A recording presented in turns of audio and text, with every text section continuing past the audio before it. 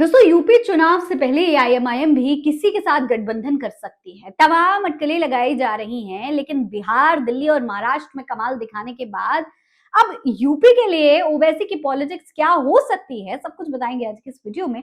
चलिए वीडियो को पूरा जरूर देखिएगा। सलाम नमस्ते, मेरा नाम फरीन अंसारी है और ये खबर आप मेरे official channel Fareen Ansari official पर देख रहे हैं। दोस्तों, उत्तर प्रदेश के विधानसभा चुनाव के लिए 1 साल से भी कम समय बचा है।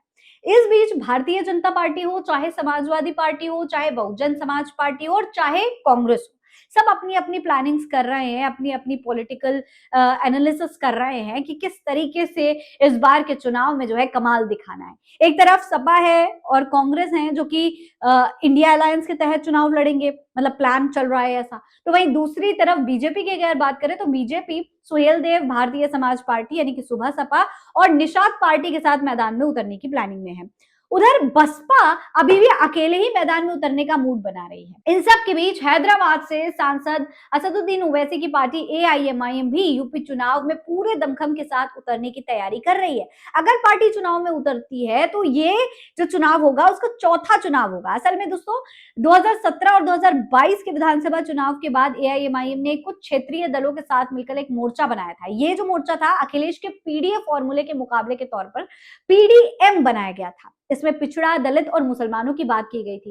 इस मोर्चे ने 25 सीटों पर प्रत्याशी उतारे थे, हालांकि इसमें एआईएमआईएम का एक भी प्रत्याशी नहीं था। अब 2027 के विधानसभा चुनाव के लिए कहा जा रहा है, हो सकता है कि एआईएमआईएम बसपा के साथ अलायंस कर ले। लेकिन सवाल यह है कि एआईएमआईएम बसपा के सारे राज्य में एंट्री करने की कोशिश तो कर रही है, लेकिन उसकी राज्य में मौजूदा स्थिति क्या है? तो दोस्तों, एआईएमआईएम ने 2017 के यूपी विधानसभा चुनाव में 38 सीटों पर लड़ा था। 37 सीटों पर पार्टी की जमानत जब्त हो गई थी।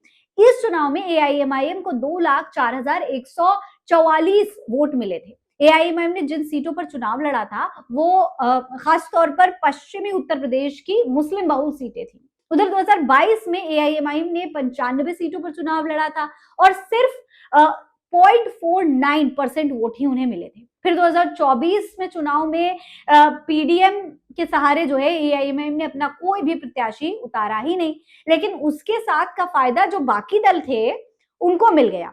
इस चुनाव में अपना दल कमेरावादी की नेता पल्लवी पटेल ने प्रत्याशी उतारे और उन्हें कुल मतदान में सिर्फ 0.4% वोट मिले, यानी एआईएमआईएम के साथ का कोई बहुत ज्यादा फायदा उनको भी नहीं मिला। अब सवाल यह है कि ओवैसी बसपा के साथ यानी मायावती के साद कितना फिट बैठ सकते हैं। देखिए, बसपा की बात करें तो लोकसभा चुनाव में उसे अगर टोटल वोट मिले थे वो देखा जाए तो 9.46% वोट ही बसपा को मिले थे। हालांकि लोकसभा में उसका खाता भी नहीं खुल पाया था। विधानसभा में भी बसपा का सिर्फ एक ही विधायक है।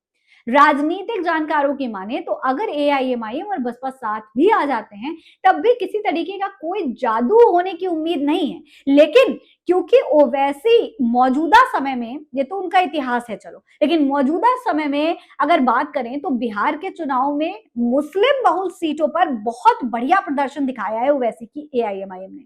ठीक इसी तरीके से महाराष्ट्र में भी हुआ और दिल्ली के नगर निगम चुनाव में भी हुआ।